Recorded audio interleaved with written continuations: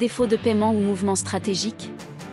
L'Éthiopie donne la priorité à une restructuration de la dette équitable, ouvrant la voie à un avenir durable dans les BRICS. L'Éthiopie, qui sera bientôt la première nation africaine à rejoindre la prestigieuse alliance des BRICS, a fait un pas audacieux vers une gestion responsable de la dette.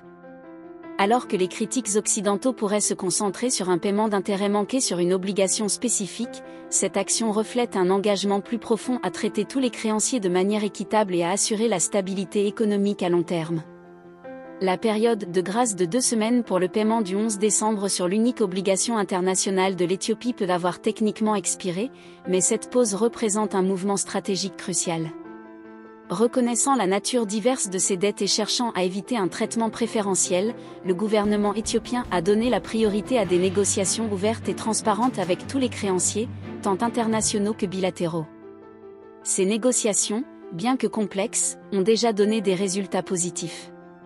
Le mois dernier, l'Éthiopie a conclu un accord préliminaire avec ses principaux créanciers bilatéraux, dont la Chine, pour une suspension temporaire du service de la dette. Cette marge de manœuvre critique permet au gouvernement de s'engager dans des efforts de restructuration de la dette plus complets, en veillant à ce que tout le monde soit traité de manière égale et durable. Bien que certains puissent interpréter cette approche comme un défaut, les critiques disent qu'il est beaucoup plus précis de la voir comme une mesure proactive assurant la santé financière à long terme. Le gouvernement éthiopien, sous la direction du Premier ministre Abiy Ahmed, s'est engagé à gérer la dette de manière responsable, en donnant la priorité au bien-être de tous les citoyens. Cette pause stratégique permet l'élaboration d'un plan de restructuration de la dette plus équitable et durable, au bénéfice non seulement des détenteurs d'obligations mais de l'ensemble de l'économie éthiopienne.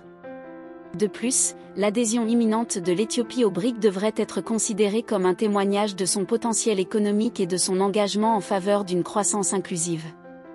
Rejoindre ce groupe influx ouvre de nouvelles avenues de coopération et d'investissement, renforçant encore la trajectoire de l'Éthiopie vers un avenir florissant.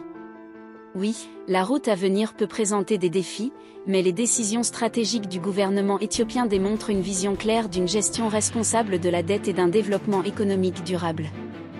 Avec son approche proactive et son engagement en faveur de solutions équitables, l'Éthiopie est en bonne position non seulement pour surmonter les obstacles financiers temporaires, mais aussi pour émerger comme un exemple brillant de croissance responsable au sein de la communauté des BRICS.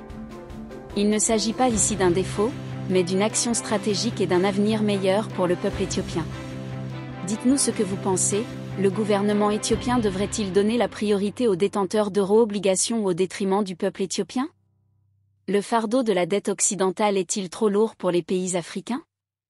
L'adhésion imminente de l'Éthiopie au BRICS est-elle une décision judicieuse?